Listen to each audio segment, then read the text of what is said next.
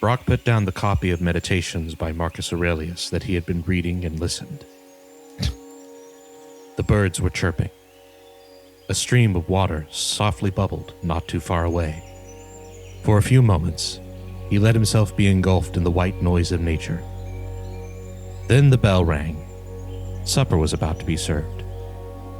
This had been a good idea, coming to this little monastery, getting away from all the noisy bustles of modern day. A much-needed rest. Tomorrow he would go back to the real world, but he would let tomorrow worry about itself.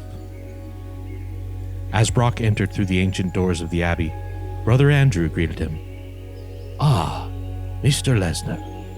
Why am I doing that accent?"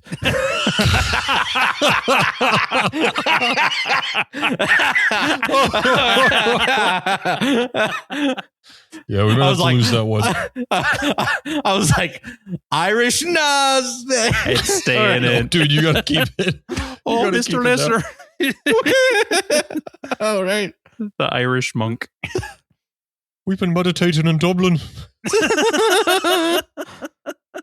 All right. Ah, They Mr. took the Lesnar. gong down to the pub. Sorry. You stayed Irish, Cab. It's too late. Okay, Cameron. The rest of the time, this monk is Irish. All right. Continue. Ah, Mr. Lesnar. How was your meditation? This is the only way to atone. It was very peaceful. I'm very grateful for the time I've been able to spend here. I almost don't want to leave. Brother Andrew touched his hand to his heart and placed the other on Brock's shoulder. Your words bless me. Your presence blesses us. Come, let us break bread together. Brock and Brother Andrew chatted as they had the past week, talking about life and its mysteries. A letter with a very large seal was passed to Brother Andrew. When he saw it, a solemn look came over his face. "Excuse me, I must read this in private," he said. Brock resumed eating his meal, which he finished in quick succession. The portions at the monastery were rather small, so he had limited himself to only 5 plates. Brother Andrew came back and stood at the front of the hall. He was more ashen than when he'd left. "Brother Lawrence," he said, addressing a younger monk, "would you please gather and disperse the gifts that we had discussed earlier?" The young monk was quickly up and off. "Brothers," he said, quieting the room. I'm doing it. "I have here a decree from His Holiness, Pope Leo. It reads, we have been made aware that in your confines there is one Brock Lesnar, UFC and WWE champion, defeater of the Undertaker streak, known as the Beast Incarnate. His proclivity for violence, destruction, and the wantonness with which he usurps the good order of this world is well known. Seeing as we have been tasked by the Almighty to serve as a steward of this good and orderly world he hath made, we cannot in good faith allow Mr. Lesnar to wander it freely. Therefore, we order you and your brethren to entreat the beast to stay with you in the confines of your mission, first with words and reason. But if he will not listen, then I command you, as good soldiers in Christ, to subdue and restrain him. May God grant you the strength. His Holiness, Pope Leo." Brock had been so caught up listening to Brother Andrew that he hadn't realized that Brother Lawrence had returned and dispersed the katana to each of the monks in the dining hall. Oh, jeez. Finally handing one to Brother Andrew. "Brock, I'm so sorry, but we must obey our orders. I beg of you, please, stay here with us. You yourself said you didn't feel like leaving. Please, forsake your violent ways and join us here in peace and contentment. Do not make us use these katanas Brother Lawrence purchased for us on Amazon." Brock looked at Brother Andrew, then knelt to pray, a reaction that somewhat stunned everybody. After a minute of silence, Brock nodded and stood up.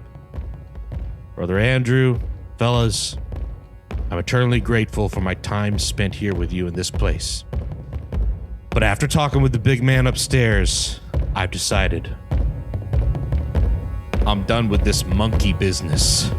No.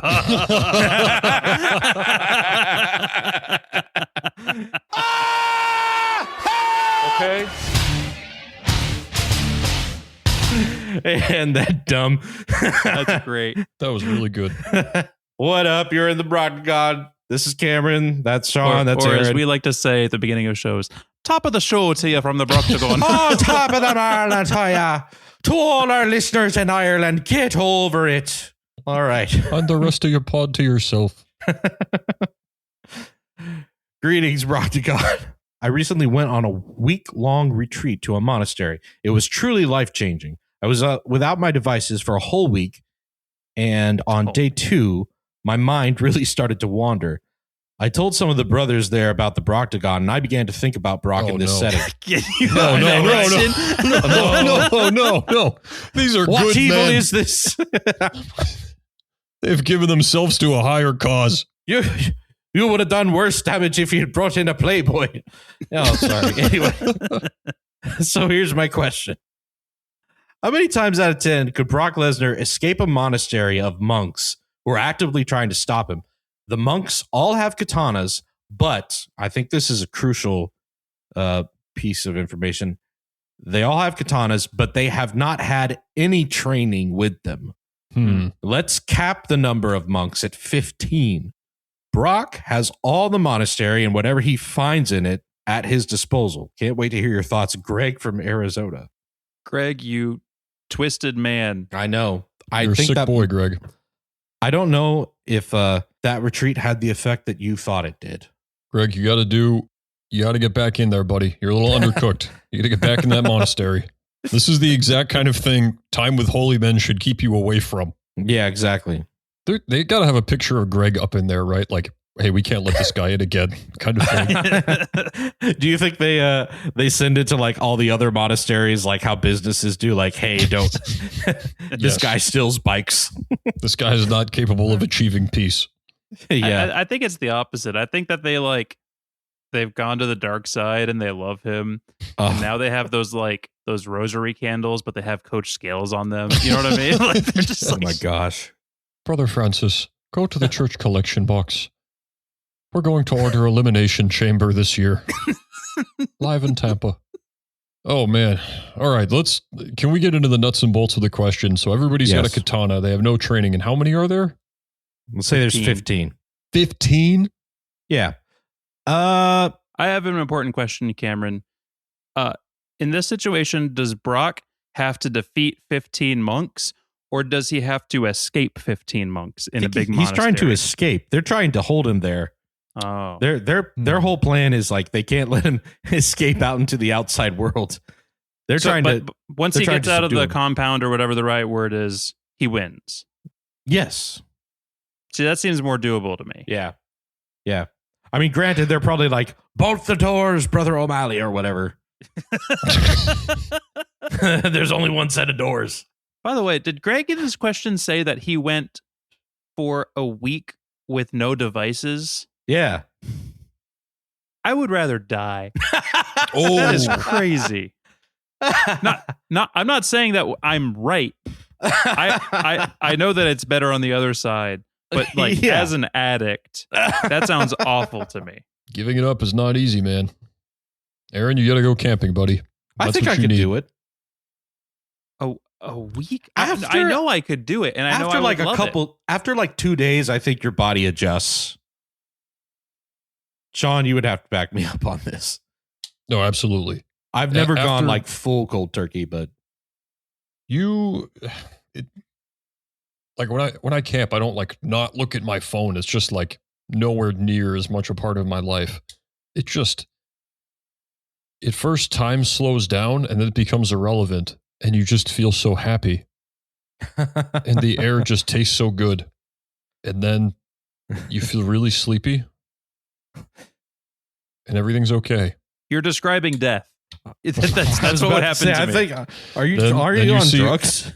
You see There's my bright light. Uncle Ben, he's there. Aunt Margene, and God is there, and he takes account of your actions. Bruce Wayne's Muhammad parents Ali, are there. yeah. Bruce Wayne's parents.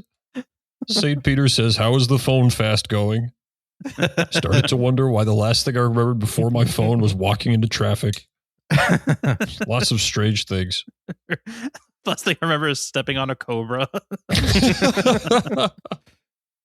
I need to try and go a week without a phone. You know what I've thought of recently? People for all of human history, people have been trying to like get out of the woods. Or you know what I mean?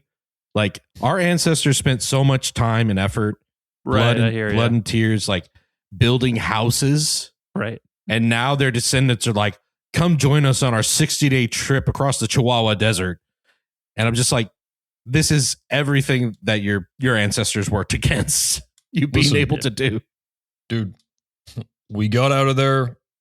We invented White Monster. We invented showers. And we realized pretty much everything else was better back there. We just take those two things. We go back to the woods. We go back to the desert. I think things will be a lot better. Oh, no, man. Toothbrushes, we figured those out. That was pretty good. But besides that, I think we kind of did what we set out to do, you know? Sean, you've done hiking. Like, what's the point? My thing is like the people who... Yeah, I'm going on a 40-day... Yeah. We're hiking up like the Yukon or whatever. I'm just like... And then they're going to sleep out in the wilderness, like the whole shebang. Those people are nuts. Okay. I will do pretty much any outdoor thing as long as I can take a shower within 3 days of the time when I started.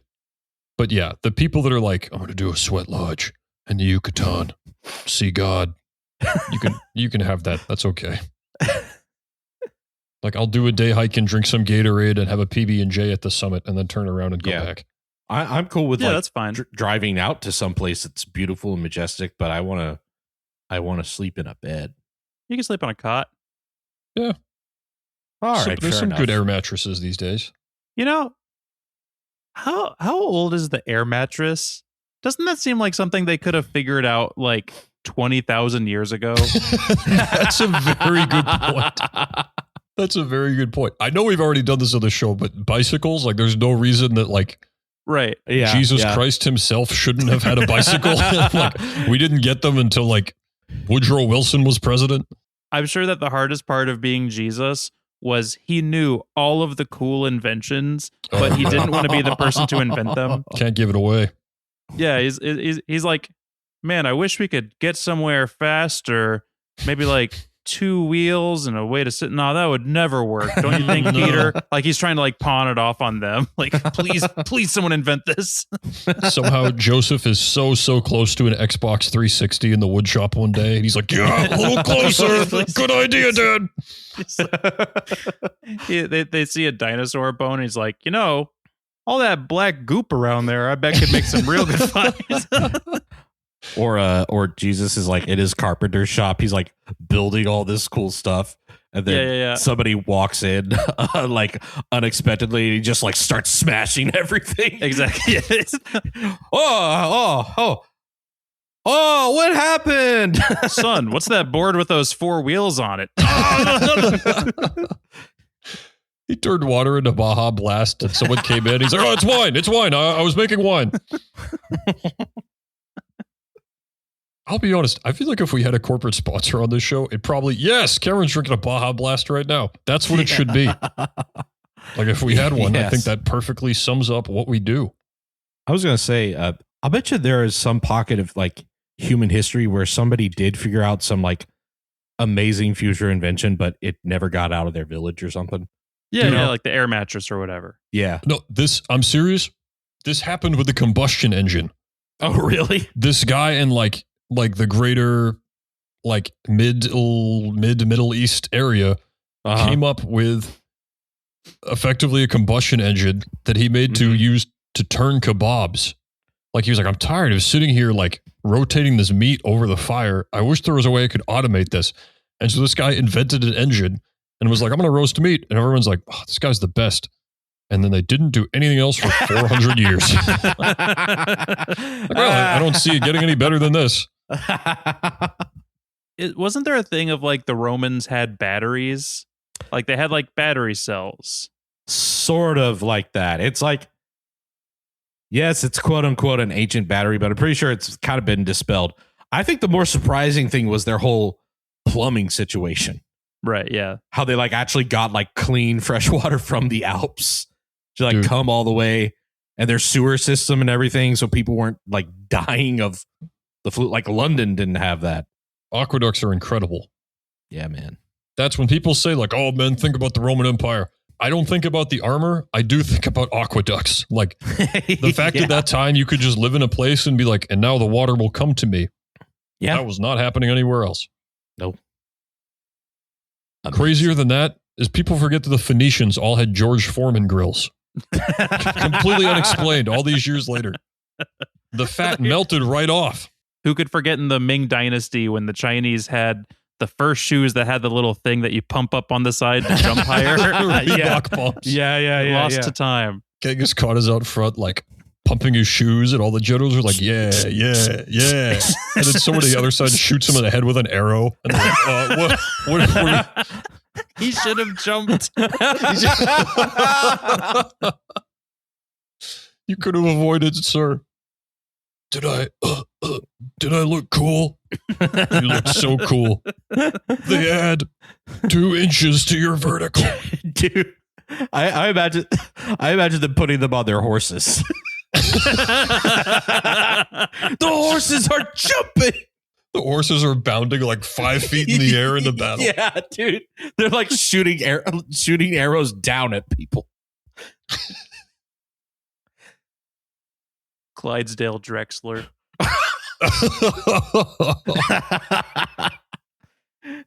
Dude, have you seen those? Those things are huge. They're They're Clydesdales are insane. Robotsers. They're awesome. There's a Mongol like jumping off his horse, spitting in the air, and be like, "Oh, 360 no scope," and hitting a guy with a bow and arrow. We should get into the question. Yeah, we should. So this is the question at hand. How big is the playing field, Cameron? Because if it's 15 guys with swords in a room the size of, say, a gas station store, he's dead. No. I don't care. No. If it's a compound that's like 1,000 square feet, way different situation. The building itself that they're in, I imagine it's like kind of like an oversized farmhouse, you know? There's like sleeping quarters, there's a chapel, there's a place to cook food, there's a dining hall. Yeah. Multiple buildings. Yeah. And all he has to do is just not be there? He just has to escape? I'm imagining like one building. Yeah. Does he start in the middle? Yeah, wherever you think like the dining hall would be. Okay. I think Brock Lesnar wins 10 times. Excuse me. I think Brock Lesnar wins 9 times out of 10. Yeah. I do. I think that's force of reasonable. habit. I'm so used to saying 10 times out of 10. Yeah, it's just so much room. And if he's only going to see 1 or 2 guys, I think, honestly, if given enough space, Brock Lesnar could get past. And can he use anything around him as a weapon? Like, could he throw one of their little wooden chairs? Yeah, dude. If he can defend himself and if he has room, I think he's getting out almost every time. It's still a katana, so, like, there's always a chance. I'm sure they have a knife in the kitchen, not to mention like gardening tools and stuff. Yeah, I think he's okay. I do. But again, if it's like a small room, like if they all start in that chapel, I don't know if he's getting out. Like 15 guys, untrained though they are, with a katana, someone's going to do something. If he's in a room of 15 monks, untrained monks with katanas, I still give it 8 out of 10. But if he's like not in a room, but they're like dispersed throughout the compound, you know? Right. I 10 out of 10. Wait a minute. You're saying if he's in a room with them, he takes it 8 times out of 10? Yeah. Dude, 15 guys with katanas? Dude, all it takes is for him to like disarm one and he's got a katana. No. Absolutely. Dude, it's a guy in a room with 15 swords. Google a katana. And this is me. Like I always pick Brock. 15 guys with katanas in a room is insane odds. No one is getting out of there. Maybe I'll dial it down to 7 out of 10. How big is this room, Cameron? It's a dining hall. Do you have faith? Not in a room with 15 Believe, guys Sean. with katanas. No. You must believe. You must believe. Aaron, are you being serious right now? No, I think I'm at Guys, I think I'm at 5. Really? There is no scenario where he beats 15 monks with katanas. The only way that he wins is by escaping. Which is the No. point. Well, hold on. No, I think he could beat all 15 of them if he had the entire compound. Is he Oh, like yeah, Master man. Snake? Is he like Solid Snake, is that what you're yeah, saying? yeah? Is he Solid Snake? Is he like Dude, he can he's he in a can pick up cardboard a box. Yeah. Yeah, exactly. Yeah. Again, they are untrained. Men of the cloth. Some of them probably haven't seen a woman in like 30 years. If anything, that helps you fight better. So Yeah, definitely. I'll go to 6 out of 10 I've got so much just for the fighting Solid juice. Snake variant. all right, no, actually, can I just say, if I was locked in a monastery with no hope of ever seeing a woman again, I would absolutely be a beast with a sword. That would be the first thing I did. I would be like, all right, like if God himself said I had to become celibate, I would be like, yes, sir, I need a katana, please. I would start practicing. Like every day during the group contemplative silence, you're just off in the corner like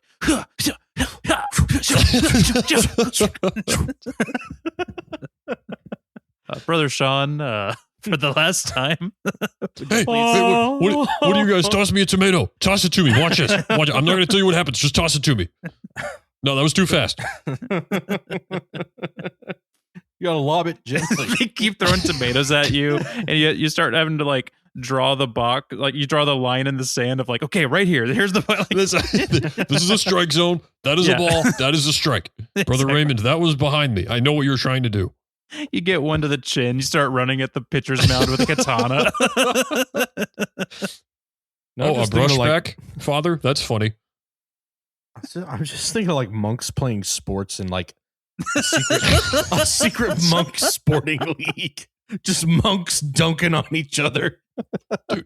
There should absolutely be at least 2, if not 3, lanes of bowling in every monastery. That's a scene in the Karate Kid 4. What? As monks bowling. Are you Oh, serious? Yes, Oh, No, they I'm should pretty- be. They should completely I'm pretty be sure. allowed. I'm pretty sure one of the jokes is like one of them bowls and it starts going towards the gutter and he just kind of like huddles and like and it starts going back towards the middle. It starts praying. If you're going to lock a few dozen men in a compound and be like, you can never be married or work a job or have children, they should be allowed to bowl. yeah. If anything, they should have access to a Call of Duty lobby at least 5 days a week. They just like play as like a monk or like as a they're just giving acts of contrition to people who get sniped. Press R2 to give last rites. Yes. All right, final answers. In the entire monastery, I got 9 times out of 10. In a room like Cameron described, I got 1 time out of 10. Size of the room or not, I'm at 6 out of 10. You're insane. 5 out of those are him running as fast as he can, and 1 is him being a sneaky boy. I said in a room full of them, 7 out of 10. With access to the entire compound, 10 out of 10. Cameron, you're an idiot. Okay, thank you. It's another great episode of the Broctagon. I'm Sean. That's Cam. That's Aaron. Be sure to follow us on socials. Leave your comments on Spotify. Give us a 5-star review. And be sure to come back next week. Olympic hurdler Lolo Jones is coming on the show. She's here promoting her new book. Who keeps putting these things here? We'll see you next time.